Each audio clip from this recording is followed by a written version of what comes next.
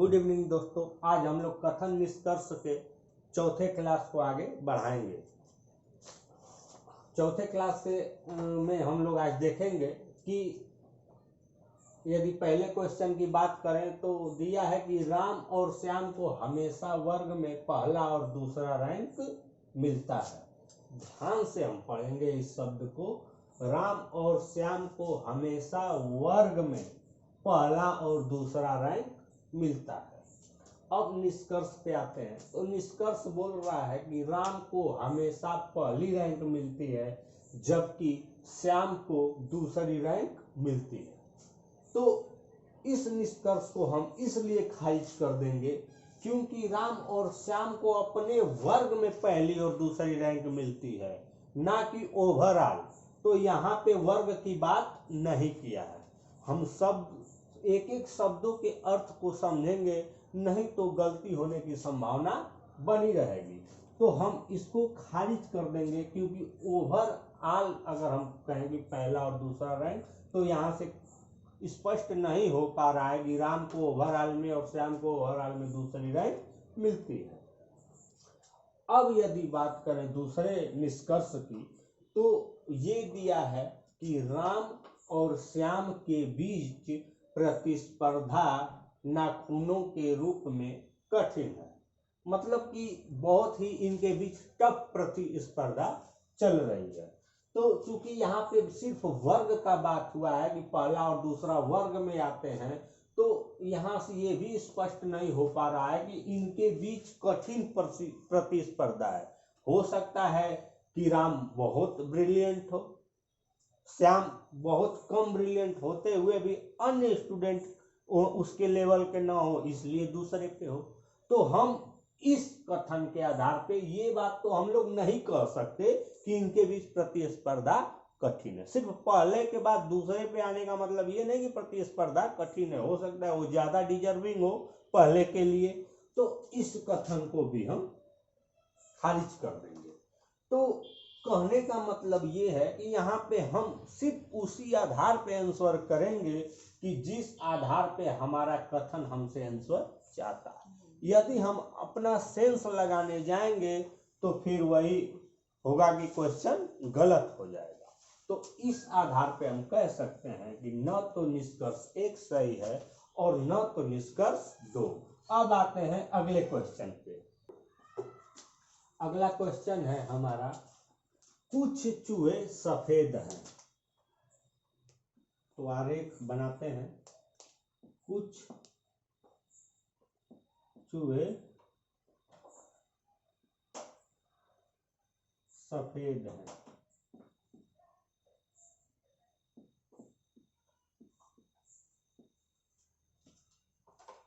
कुछ सफेद सूअर हैं।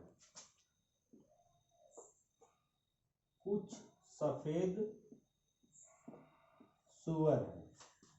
अगला है, सभी सूअर नीले हैं। सभी सूअर नीले हैं। कोई सूअर गधा नहीं है। कोई सूअर गधा नहीं है। सभी गधे लंबे हैं। सभी गधे लंबे हैं। ये हमने आरेख बना लिया। कुछ चूहे सफेद हैं। कुछ सफेद सूअर हैं। फिर है सभी सूअर नीले हैं। सभी सूअर नीले हैं। कोई सूअर गधा नहीं है। कोई सूअर गधा नहीं है। सभी गधे लंबे हैं। सभी गधे लंबे हैं। ये हमारा आरेख स्पष्ट हो गया। अब आते हैं निष्कर्ष पे। तो निष्कर्ष पहला है हमारा कि कुछ लंबे सूअर नहीं है। कुछ लंबे सूअर नहीं है। तो हम यहाँ पे देख सकते हैं कि कोई सूअर गधा नहीं है, लेकिन कुछ लंबे गधा हैं। तो यहाँ से हम देख सकते हैं कि साफ साफ कह रहा है कि कुछ लंबे सूअर नहीं है। तो जब कुछ लंबे गधे हैं और कोई गधा सुअर नहीं है, इसका मतलब कि कुछ लंबे सुअर भी नहीं होंगे, क्योंकि सुअर और गधा में हमें यहाँ पे देख सकते हैं कि रिलेशन कट रहा है और साफ साफ कह रहा है कि कोई सुअर गधा नहीं है। और जब लंबा में गधा है तो हम कह सकते हैं कि कुछ सुअर लंबे नहीं होंगे। तो यहाँ पे हम कह सकते हैं कि निष्कर्ष एक सही है। एक बार फिर से हम इसको समझते हैं, क्योंकि यहाँ पे बोल रहा है कि कोई सुअर गधा नहीं है और कह रहा है कि कुछ लंबे सुअर नहीं है, तो कुछ लंबे सुअर नहीं होंगे क्योंकि कुछ लंबे गधा तो हैं, तो जो गधा होगा वो सुअर नहीं होगा। तो इस आधार पे हम कह सकते हैं कि कुछ लंबे सुअर नहीं है। अब आते हैं दूसरा पे, बोल रहा है कि कुछ चूहे सुअर हैं, कुछ चूहे सुअर है, तो हम यहाँ पे देख सकते हैं कि कोई रिलेशन नहीं निकल रहा है। कुछ चूहे सफेद कहता तो हो जाता, परंतु यहाँ पे सुअर से तुलना कर दिया है, तो यहाँ पे कोई रिलेशन हम 100% नहीं कह सकते, इसलिए इसको खारिज कर देंगे। अब आते हैं अगले पे, सभी नीले गधे होने की संभावना है। सभी नीले को गधे होने की संभावना है, हो ही नहीं सकती, क्योंकि कुछ सुअर गधा है, तो इसलिए हम कह सकते हैं कि सभी नीले गधे नहीं हो सकते, क्योंकि कुछ नीले सुअर तो हैं और सुअर और गधा में को हम कह सकते हैं कि कोई सुअर गधा नहीं हो सकता, कोई गधा सुअर नहीं हो सकता, तो सभी नीले गधे होने की संभावना भी नहीं हो सकती है। अगर कुछ कहता तो संभावना हो जाती, परंतु यहाँ पे साफ स्पष्ट है कि कोई सुअर गधा नहीं है, तो सभी नीले गधे कैसे हो जाएंगे, क्योंकि सुअर वाले तो भाग कटेगा नीले से, तो कुछ दे देता तो संभावना होती, परंतु सभी लिख दिया है, तो हम यहाँ पे देख सकते हैं कि यहाँ पे साफ साफ कह रहा है कि कोई सुअर गधा नहीं है, तो सभी नीले गधे कैसे हो सकते हैं, क्योंकि सुअर वाला भाग तो इसी में है नीला में, तो इसको काटना पड़ेगा, तो सभी का शब्द यहाँ पे जो है वो इस निष्कर्ष को खारिज करवा दे रहा है। तो इस प्रकार हम कह सकते हैं कि केवल यहाँ से निष्कर्ष एक निकलता है। अब आते हैं अगले क्वेश्चन पे। इस क्वेश्चन में यदि हम कथन की बात करें तो कह रहा है कि कैल्विन क्लीन जींस का उपयोग करें, मेरे और मेरे कैल्विन के बीच कुछ भी नहीं आता। यह एक विज्ञापन है जिसमें कोई बोलता है कि कैल्विन क्लीन जींस का विज्ञापन में का प्रचार करते हुए वो बोलता है कि कैल्विन क्लीन जींस का उपयोग करें, मेरे और मेरे कैल्विन के बीच कुछ भी नहीं आता। ये एक विज्ञापन। तो उसके आधार पर यदि हम निष्कर्ष की बात करें तो कह रहा है कि नारे लोगों को आकर्षित नहीं करते। यदि नारे लोगों को आकर्षित नहीं करते तो यहाँ पे विज्ञापन का प्रयोग क्यों होता है? सिंपल सा लॉजिक है कि विज्ञापन है और विज्ञापन पे कंपनी खर्चा कर रही है, इसका मतलब लोग कहीं ना कहीं विज्ञापन से अट्रैक्ट होते हैं। तो यहाँ पे लिखा है लोगों को आकर्षित नहीं करते, तो ये तुरंत खारिज हो जाएगा। उसके बाद हम दूसरे निष्कर्ष की बात करें तो लोगों को डार्क शेड वाला जींस पसंद आता है। तो अगर हम इस कथन की बात करें तो इसमें कहीं ये नहीं कह रहा है कि लोगों को डार्क शेड वाला जींस पसंद आता है। विज्ञापन तो होता है ये इसीलिए कि लोग विज्ञापन से अट्रैक्ट होते हैं, परंतु डार्क शेड वाला हो किसी को पसंद आता है, किसी को नहीं आता है, सबका अपना पसंद है। तो यहाँ कह रहा है कि लोगों को डार्क शेड वाला जींस पसंद आता है, तो यहाँ से ये कोई निष्कर्ष नहीं हम कह सकते, क्योंकि यहाँ पे डार्क शेड की कहीं बात नहीं कर रहा है कि कैल्विन क्लीन जींस का उपयोग करो, मेरे और मेरे कैल्विन के बीच कुछ भी नहीं आता। तो हम कह सकते हैं कि यहाँ पे दोनों निष्कर्ष नहीं निकल रहे हैं। अब आते हैं अगले क्वेश्चन पे। यदि हम कथन की बात करें तो बोल रहा है कि कुछ पत्थर रत्न है, कुछ पत्थर रत्न है, कुछ पत्थर रत्न है। फिर कह रहा है कुछ रत्न मोती है, कुछ रत्न मोती है, कुछ मोती मोलस्क है, कुछ मोती मोलस्क है। अब ये हमारा डायग्राम हो गया कथन के आधार पे।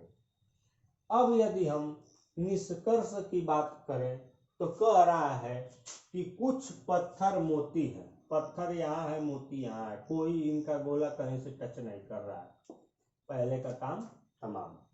अब दूसरे की बात करें तो कह रहा है कुछ रत्न मोलस्क है, रत्न यहाँ है, मोलस्क यहाँ है, इनका भी गोला कहीं से टच नहीं कर रहा है, तो इसको भी खत्म कर देंगे। फिर कह रहा है कि कुछ मोलस्क मोती है, कुछ मोलस्क मोती है, तो हम यहाँ पे देख रहे हैं कि एक दूसरे को ये टच कर रहे हैं, हो गया। फिर कह रहा है कि कुछ मोलस्क रत्न है, कुछ मोलस्क रत्न है, फिर वही बात हो गई, यहाँ पे भी कोई रिलेशन नहीं दिख रहा है, तो ये भी कट गया। तो इस आधार पे हम कह सकते हैं कि यहाँ पे केवल निष्कर्ष तीसरा निकलेगा, क्योंकि हम यहाँ पे डायग्राम बनाते हुए गए हैं, कुछ पत्थर रत्न है, कुछ रत्न मोती, कुछ मोती मोलस्क, तो हम तब तक इनके गोलों को नहीं टच कराएंगे जब तक हमें 100% यहाँ से कुछ कथन नहीं मिलेगा, तो हम उनको अलग रखने की कोशिश करेंगे और उसी आधार पर निष्कर्ष निकालेंगे। तो हम यहाँ से देख सकते हैं कितनी आसानी से हमें आंसर मिल गया। अब आते हैं अगले क्वेश्चन पे। यहाँ पे यदि हम कथन को पढ़ें तो लिखा है वस्तुओं पर छूट देने वाली एक दुकान प्रत्येक वस्तु 99 रुपया में बेचती है। दुकानदार प्रत्येक वस्तु के लागत मूल्य पर 98% लाभ कमाता है। और निष्कर्ष की बात करें तो बोल रहा है कि प्रति वस्तु लाभ प्रत्येक वस्तु के लागत मूल्य से अधिक है। अगला बोल रहा है प्रत्येक वस्तु पर लाभ 51 रुपया है। अगला बोल रहा है प्रत्येक वस्तु का लागत मूल्य 50 रुपया है। और लास्ट बोल रहा है प्रत्येक वस्तु का लाभ प्रत्येक वस्तु के लागत मूल्य के बराबर है। अब इन निष्कर्ष में से कोई एक ही निष्कर्ष सही होगा या अधिक होगा, ये तो अब सवाल लगाने पे पता चलेगा। ये एक तरह से कह सकते हैं कि मैथ के लाभ हानि का क्वेश्चन है। तो हम जानते हैं विक्रय मूल्य बराबर होता है क्रय मूल्य गुणे 100 प्लस लाभ बटा 100।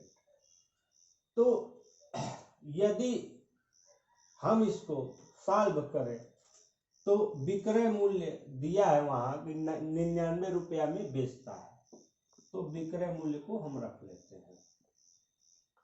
और यदि हम क्रय मूल्य की बात करें तो ये हमको निकालना है, क्रय मूल्य हमको नहीं पता है। और लाभ दिया है 98%, तो 100 में 98 जोड़ देंगे तो 198 हो जाएगा बटा 100। अब यदि हम पक्षांतर करते हैं इधर तो 99 गुणे 100 बटा 198 बराबर क्रय मूल्य। हम जानते हैं कि 99 दूना 198 कट जाएगा और 2 से 100 को काटेंगे तो 50, और यहाँ से हमारा क्रय मूल्य आ गया 50 रुपए। अब हम आते हैं निष्कर्ष पे। तो निष्कर्ष है प्रति वस्तु लाभ प्रत्येक वस्तु के लागत मूल्य से अधिक है। तो क्रय मूल्य बात करें तो 50 हो गया, तो यही आपका लागत मूल्य है। और लाभ आपका हो गया 49, क्योंकि 99 रुपया में बेच रहा है, तो जब लागत मूल्य 50 है तो लाभ वाला पैसा आपका 49 रुपये हो जाएगा। तो बोल रहा है प्रति वस्तु लाभ प्रत्येक वस्तु के लागत मूल्य से अधिक है। क्या ये लागत मूल्य से लाभ अधिक है? तो नहीं, पहला वाला खत्म। अब बोला है प्रत्येक वस्तु पर लाभ 51 रुपये, हम देख रहे हैं कि लाभ 49 रुपये है, ये भी खत्म। अब बोल रहा है प्रत्येक वस्तु का लागत मूल्य 50 रुपये है, तो हम देख रहे हैं कि लागत मूल्य 50 रुपये है, तो ये सही है। अब अगला बोल रहा है प्रत्येक वस्तु का लाभ प्रत्येक वस्तु के लागत मूल्य के बराबर है, तो 50 और 49 हम देख रहे हैं कि बराबर नहीं है, ये भी खारिज हो जाएगा। इस आधार पे हम कह सकते हैं कि प्रत्येक वस्तु का लागत मूल्य 50 रुपये है। यदि हम इतना पलंजर नहीं करें तो हम अगर इसमें सिंपल सा सबसे पहले ऑप्शन ढूंढते तो हम मान लेते क्योंकि 50 एक कह सकते हैं कि इजीली कैलकुलेटेड संख्या है, तो हम इसको यदि ले लेते लागत मूल्य तो 49 रुपये, अगर लागत मूल्य 50 लेके 49 में से घटाते और 99 में से, तो हमें 49 रुपया लाभ मिल जाता। और हम जानते हैं 50 का 49 कितना परसेंट होगा। यदि 50 में 2 का गुणा करें, इसको 100 में बदले तो इसमें 2 का गुणा करेंगे तो 98, तो यहाँ से 98% लाभ हमको मिल जाता है। तो यहाँ से यदि हम एक आसान ऑप्शन को पकड़ के क्वेश्चन हल करें, एक बार कोशिश करें, यदि हो जाता है तो ठीक, नहीं तो फिर सवाल तो लगाना ही। एक्चुअली में ये आपका लाभ हानि का प्रश्न था। यदि इसको आप हल कर पाएंगे तो आराम से इस चीज को कर पाएंगे। एक सिंपल सा फार्मूला है, विक्रय मूल्य बराबर क्रय मूल्य गुणे 100% लाभ अर्थात 100। इस फार्मूले से जाएंगे, क्रय मूल्य जिसको हम लागत मूल्य भी कहते हैं वो निकाल लेंगे। उसके बाद जब हम लागत मूल्य निकाल लेंगे तो विक्रय मूल्य पता है, तो विक्रय मूल्य में से लागत मूल्य घटा देंगे तो हमको लाभ पता चल जाएगा। और लागत मूल्य और लाभ पता चल गया, उसी पे चारों ऑप्शन दिया है, उस आधार पे हम इसको हल कर देंगे। अब हम अगले क्लास में कथन और तर्क पढ़ेंगे। आज हमारा कथन निष्कर्ष अध्याय समाप्त हुआ और अगले क्लास में हम कथन और तर्क पढ़ेंगे। धन्यवाद।